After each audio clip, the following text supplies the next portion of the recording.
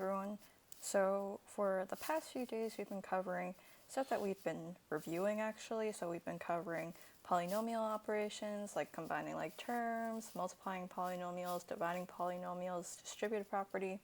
And then after that we went into some factoring review, going over some of the methods that we spent the majority of the last marking period covering, right? So while we were doing all of that, we were actually practicing our exponent rules when we were using those skills, but just to make sure that we're super solid on it, I want to just actually formally go over and review what those exponent rules are. You probably covered this in middle school from 6th grade to 8th grade, and then if you were in another Algebra 1 class before, you probably covered it then too. But I just want to make sure that we're all on the same page about what to do when we encounter these types of problems.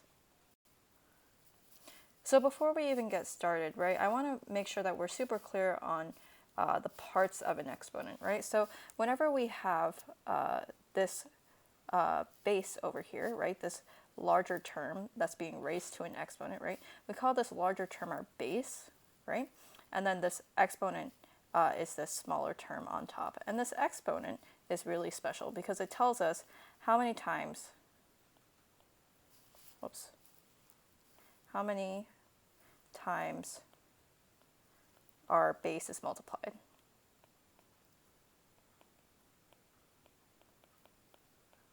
By itself. Right? So let's say that, let's actually go to the next example so that we can actually figure out what that looks like more clearly. So before we get started with any of our rules with exponents, I just want to make sure that we're super clear on what the parts of an exponent are, and when you see an exponent, what does it actually mean, right? So whenever you are dealing with an exponent, an expression that has an exponent, right, you should have a base, right? So it's this larger number, and then the smaller number up here is this exponent, right? And so the base, right, the base tells you what's being multiplied repeatedly, right? And the exponent tells you how many times you're multiplying.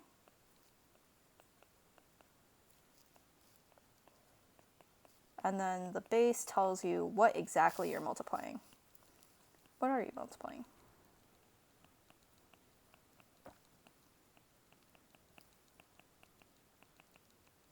Right? So whenever you see an exponent, right, you want to think in terms of products, right? So you want to think in terms of multiplication. And then this is specifically when your exponent's positive. When your exponent's negative, I want you to think about it in slightly different terms, and we're going to cover it then when we cover what happens when your exponent's negative. So let's look at a couple examples to kind of solidify our understanding, right? So let's look at this first example, 10 to the third power, right? So this 10 to the third power, this is going to be our base, right? Because this is a larger number. So 10 is our base. And then in turn, where we see the exponent, 3, right, that's going to be our exponent, right? I have this thing that I want to do where I'm writing this out in expanded form so I can more clearly understand what's going on, right? So when I'm writing this out in expanded form, I want to just write 1, right? That's because I see that this is a positive 10, right? So this is positive 10, so I'm going to write 1, and I'm going to multiply it with 10 3 times. So 10 times 10 times 10, right? And when I actually put this into my calculator, I can do some mental math, right? I know that this is actually going to expand to be 1,000. So that's going to actually be my product when I do 10 to the third power, okay? For our next example, negative 3 to the fourth power. Now, you probably have heard me say this multiple times in class, being really annoying about this, but this is kind of why I emphasize putting in parentheses when you have a negative number, right? So over here, this negative sign is actually not part of our base. 3 is just our base, right? 3 is our base. And then our exponent is 4, right? This smaller number up here is our exponent. So then in expanded form, instead of like in our last example where I started off with a 1, I'm going to actually start off with a negative 1. Because this tells me that I'm going to multiply my expanded form for my exponent with -1, right? So this is going to be -1, and I'm going to multiply 3 by itself 4 times. So 3 times 3 times 3 times 3,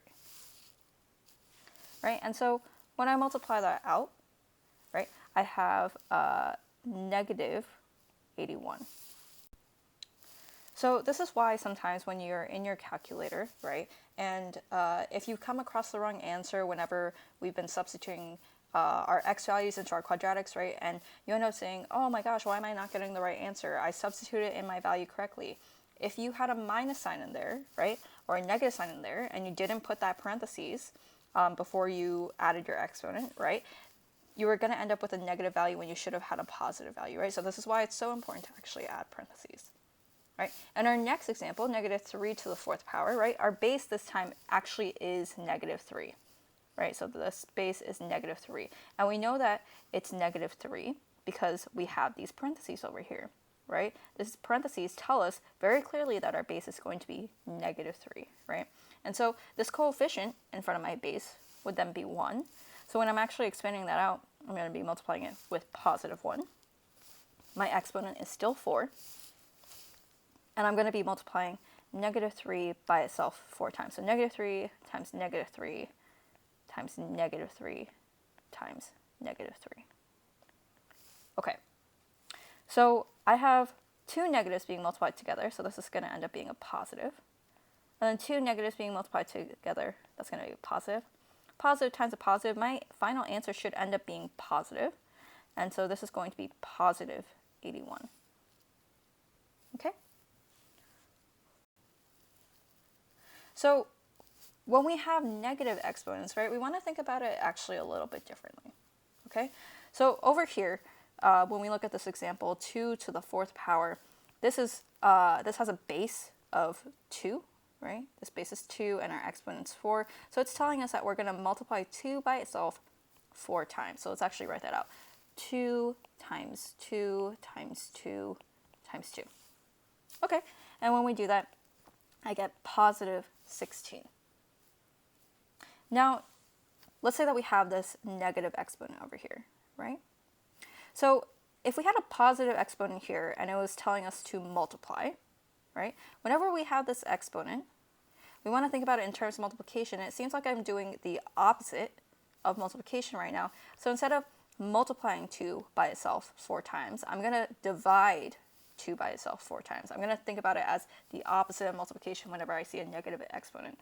So instead of this being 2 multiplied by itself 4 times, I'm going to divide 2 by itself 4 times. So I'm going to do 1 divided by 2, 1 divided by 2, 1 divided by 2 times 1 divided by 2.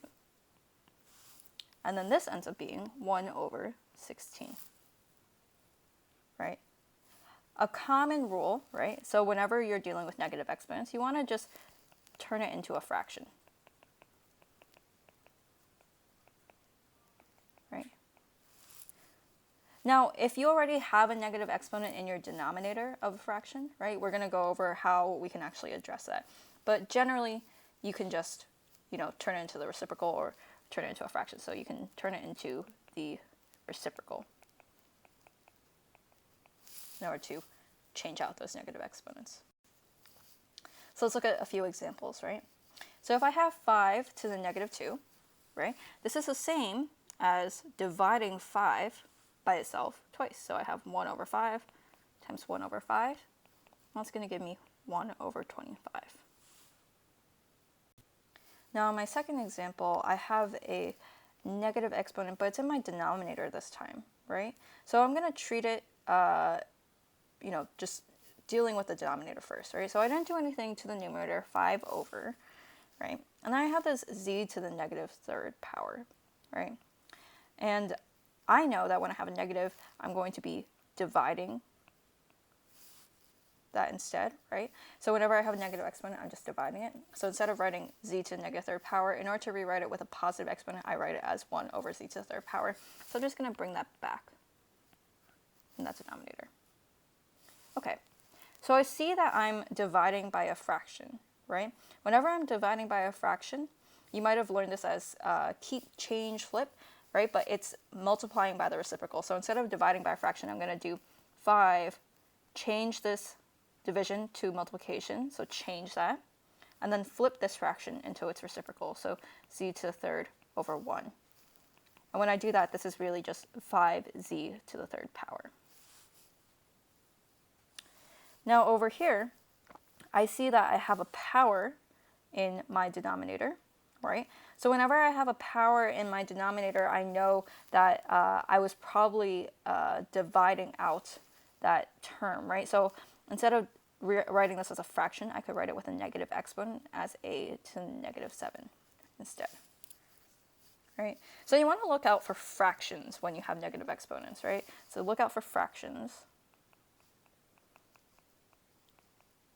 And then whenever you see a power in some kind of fraction form, right, it's probably a good indicator that you're going to be dealing with negative exponents. So you want to make sure that you're either turning it into a reciprocal or changing it into a negative exponent or changing it into a fraction, depending on whatever the question's asking for. Now, when our exponent's 0, right, I want to think back to my first example, right? In my first example, when I was first learning how to expand things out, I know that I actually needed to write out a 1 in front of my term to indicate the sign of whatever my base was, right? So in this case, my base is positive because it's positive 2, right? And so this is really telling me that I want to multiply 2 by itself 0 times. Well, if I'm multiplying 2 by itself 0 times, I'm not going to have any 2's next to that 1, right? So I'm just left with this 1 right over here. And so whenever you raise anything to the power of 0, your answer is just going to end up equaling 1 because you're not multiplying your base by itself at all, right? You're just multiplying it by 1 or negative 1, depending on whatever your coefficient is, right? So it's going to be 1 or negative 1, depending on your expression's coefficient.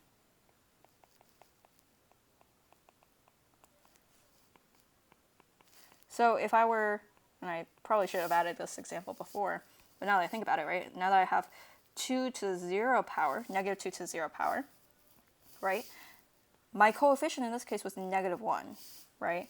And so I'm not multiplying 2 by itself any times at all, right? I'm multiplying it by itself 0 times, so I'm just left with negative 1, right? So in this case, my answer would be negative 1. So you really just want to look at your expression's coefficient in order to determine whether or not your answer is going to be 1 or negative 1. So let's look at this, right? I have n to the 0th power, right? And so I see that my sign is positive, so I'm going to put positive 1.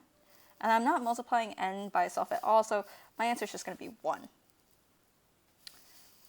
I didn't do anything to the 5, so I'm just going to bring it there. And I see that my power expression, y to the 0th power, is right over there. Y is positive, so I'm going to multiply it by positive 1. And now I'm not multiplying y by itself anytime, so I'm multiplying it by itself 0 times, so I'm not going to put any y's there. So this is really just 5 times 1, which is just 5.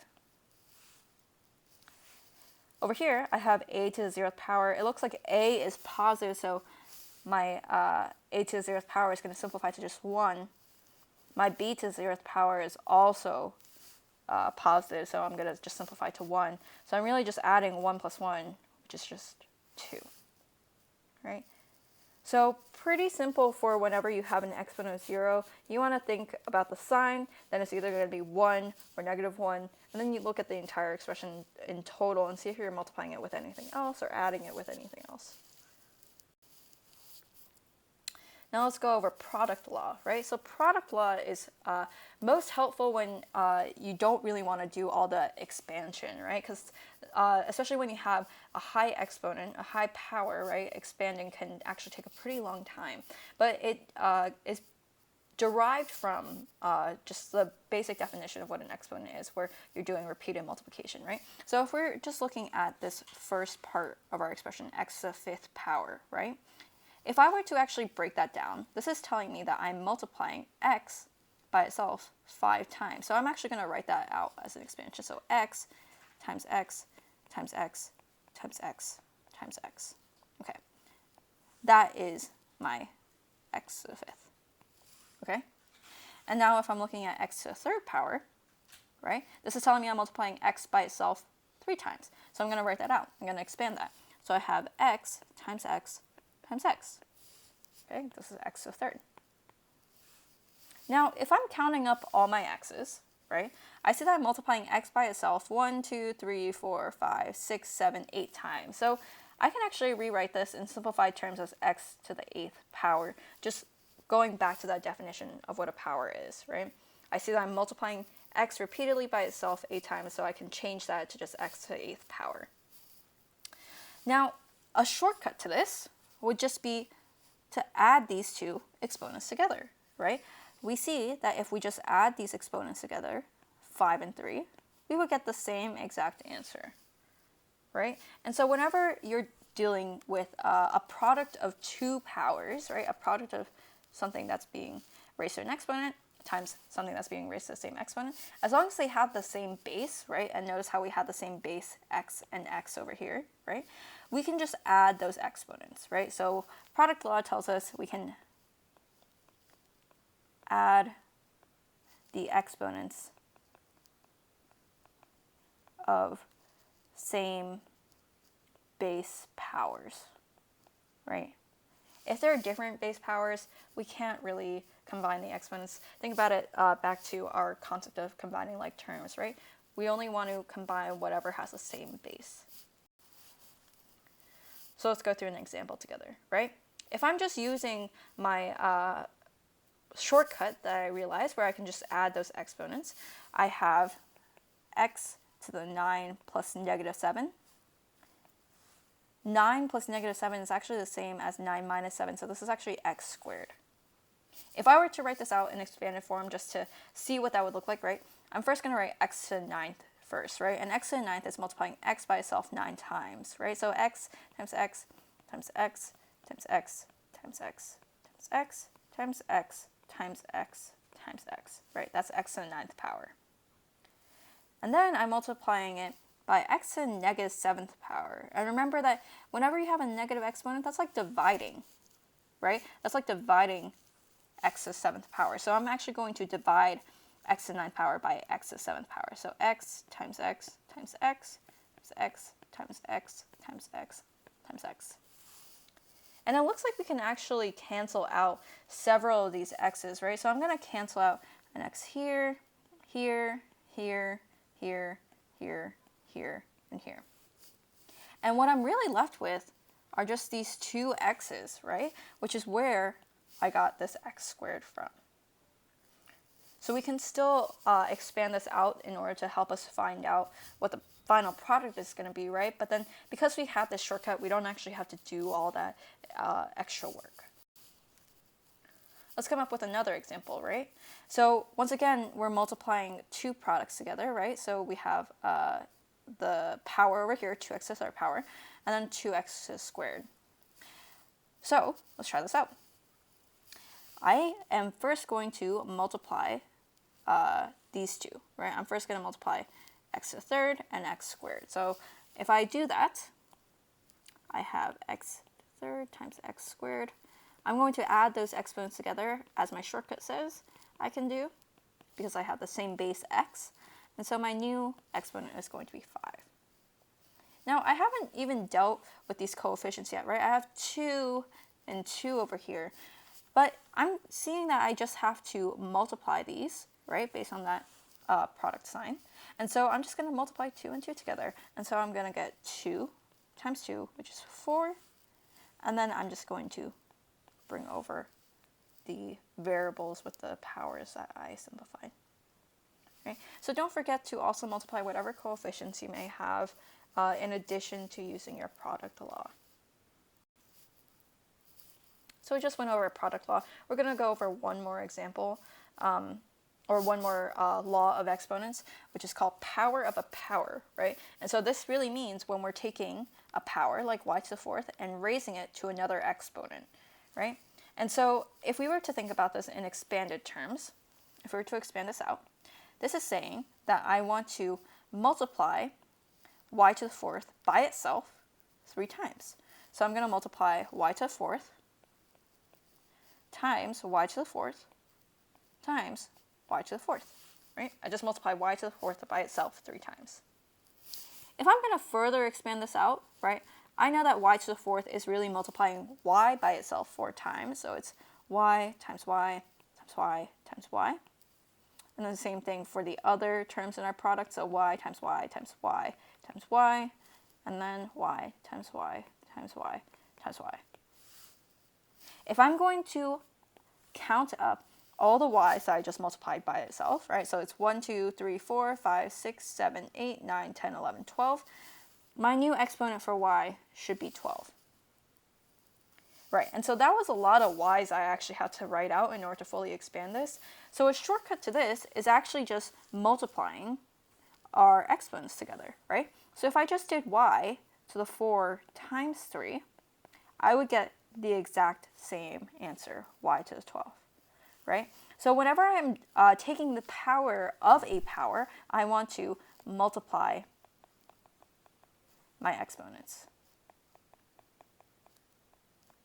And then that should give me the same answer without having to fully expand out my entire expression, which could take a while, especially if your product ends up being quite a large number. So let's go through a couple examples, right? So for this first example over here, I have 3 to the second power, and I'm raising that power to the third power. So let me first just write it out in expanded form so we're just comfortable with this. So this is really telling me that I'm going to multiply 3 squared by itself 3 times. So I'm going to multiply 3 squared again and 3 squared again, right? Once again, I'm going to fully expand this out. So I have 3 times 3 times 3 times 3 times 3 times 3. Okay? And so when I do that, I am multiplying 3 by itself 6 times, right? I could have also just used my trick where I'm going to do 3 to the 2 times 3, which is 3 to the 6th power. Now you could actually use your calculator in order to figure out what 3 to the 6th power is, but I'm just trying to simplify this, and I know that 3 to the second power to the third power simplifies to 3 to the 6th power, and so that's all I really need to do. So my final answer is 3 to the 6th power. All right, second to last example, right? We are making this a little bit harder, right? So we have x squared times y to the 4th power, okay? So once again, I'm going to expand this out. So this is really saying that I'm going to take x squared y and multiply it by itself 4 times. So let's actually write that out. So I have x squared y times x squared y times x squared y times x squared y. Now, I know that when people are dealing with multiple variables, they actually end up getting quite confused, keeping track of all the different variables. So what I would actually encourage you to do is just use that commutative property to just group those terms that have the same base next to each other, right? So I'm going to group all of the x squareds to be right next to each other. Okay, so I'm going to do x squared times x squared times x squared times x squared. Okay? And then I'm going to just group all those y's next to each other. So y times y times y times y. I'm going to just put them right next to each other. And I can do this because we're multiplying and we have that commutative property of multiplication that lets me just rearrange those terms and it's still going to be equivalent. So when I actually expand this out, right, I could just use the product rule in order to tell me what x squared times x squared times x squared times x squared is. It's going to be x2 plus 2 plus 2 plus 2, right? And then this exponent for y, right, I don't see it, right? But if I don't see that exponent, it's actually going to be a hidden 1, right? Just like how when you don't see a coefficient for a variable, it's going to be 1, right? So this is really y1 plus 1 plus 1 plus 1. Right? And so that's going to end up being x to the 8th power and then y to the 4th power. Right? Let's just double check using our shortcut, right? If I have x squared y to the 4th power, I'm going to actually distribute, aka multiply, that 4 to the exponents in there. So I have x to the 2 times 4 and the y to the 1 times 4. And then that gives me x to the 8th y to the fourth, which is equivalent to exactly what I did when I expanded it out. All right, last example.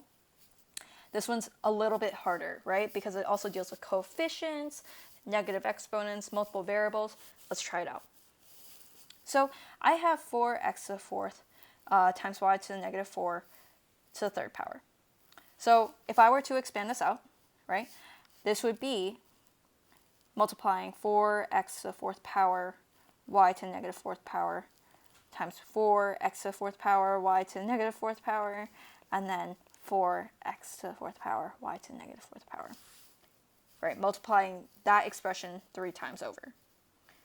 Now, once again, like how we were doing before, I'm going to just group those like terms together, just rearrange those terms so I know that my like terms are next to each other. I'm going to just deal with it one group at a time, right? So I have 4 times 4 times 4, x to the fourth, x to the fourth, x to the fourth, y to the negative 4, y to the negative 4, y to the negative 4.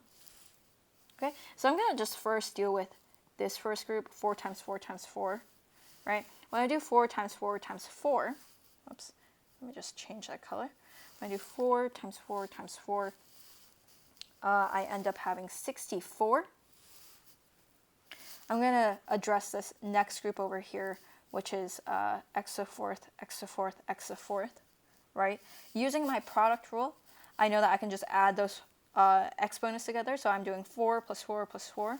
So my new exponent for x is going to be 12. And then finally, using y to negative fourth, y to negative 4, y to negative 4, I'm going to use my product rule again, where I'm just going to add those exponents together. So I end up getting y to the negative 12. Now I have a negative exponent over here, right? And so if I have that negative exponent, I know that I can just put it in my denominator. So I'm going to change this around. I'm going to write an equivalent expression as 64 x to the 12th power divided by y to the 12th power, just so I can change that negative exponent to a positive exponent. Now, if I were to actually use my shortcut, right, I would just distribute this, right? So I'm just going to distribute this power to all the powers inside. And so if I do that, I have 4 to the third power, x to the 4 times 3, and then y to the negative 4 times 3. So this is 4 to the third power, which is 64, x to the 4 times 3, which is x to the 12th, and then we have y to the negative 12. And just like how we said before, this is actually going to be 64 x to the 12th divided by y to the 12th if we were to get rid of that negative exponent. All right, so you end up getting equivalent expressions regardless of whether you use a shortcut or if you expand. So hopefully this was helpful to you. So you have a group of practice problems that you can work on now, either through Google Forms or through the paper provided to you on my website. But if you have any questions, remember to reach out via email or Google Voice. Good luck.